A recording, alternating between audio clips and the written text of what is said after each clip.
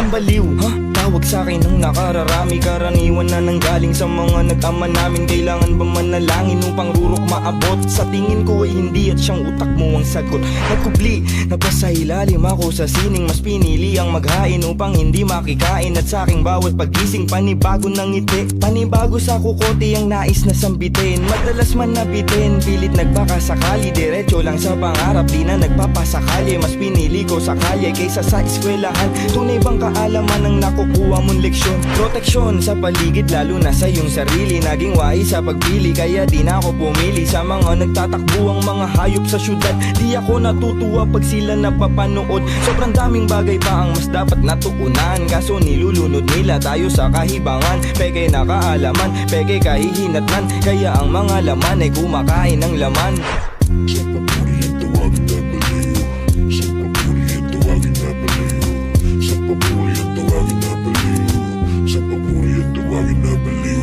Lumilipad ng usok ng ayon sa direksyon, binabalot ng payapang walang halong ilusyon.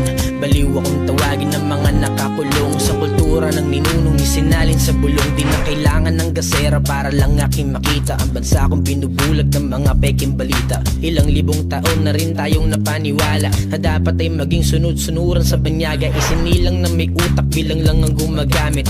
Tila ba'y nilamon ng balansyang nangaakit. Minsan lang sa madalas na matalo mga galit ng pag-ibig. Ito ang tunay na ating balakid. Demonyo ang madalas na nagbabait-baitan, kaya madalas na sila pakaibigan. Subukan mong pasukin ng malamang katayuan ng isang nilalang na puno ng katanungan. Damo na ang definisyon ng kapayapaan, pera na ang ibig sabihin ng kayamanan. Dapat daw utak lagi bago pagmamahalan, kung gayo't pa may dun na ako sa kamatayan. Sa papuri ang tawagin na baliw. Sa papuri ang tawagin na baliw. Sa papuri ang tawagin na baliw. Sa papuri ang tawagin na baliw. Patay bukas ang ilaw sa aking kisame. Pikit ako sa araw, nakadilat sa gabi. Lumilipad ang isip na parang tutubit. Tanging kausap nila lang na lagi kong katabi. Umiilaw ng mga mata, nakikita ko sa dilim. Mga tingin, parang gustong akong sakmalin. At palihim nila akong ginagampala, di ko lang napapansin kasi lakas ng aking tama.